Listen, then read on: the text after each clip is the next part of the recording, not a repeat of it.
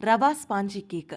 நம்ம கையாலே கேக் பண்ணி சாப்பிட்ற சுகமே வேற தான். ஃபர்ஸ்ட் ஒரு மிக்ஸ் ஜார்ல 1 கப் ரவை, 1/2 கப் சுகர், 1/2 கப் தயிர், 1/4 கப் ரீஃபைண்ட் ஆயில், 1/2 டீஸ்பூன் ஏலக்காய் பவுடர், 1/2 கப் காய்ச்சின பால் விட்டு ஒரு 30 செகண்ட்ஸ் நல்லா அரைச்சு அது ஒரு மிக்சிங் பவுலுக்கு மாற்றி ஒரு மூடி போட்டு ஒரு 1/4 மணி நேரம் ஊற விட்டுருங்க.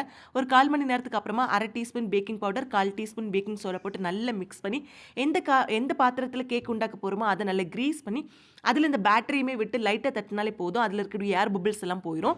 இன்னொரு பக்கம் ஒரு கேஸ் ஸ்டவ்வில் ஒரு குக்கரை வச்சு ஒரு 5 மினிட்ஸ் ப்ரீ ஹீட் பண்ணிக்கோங்க.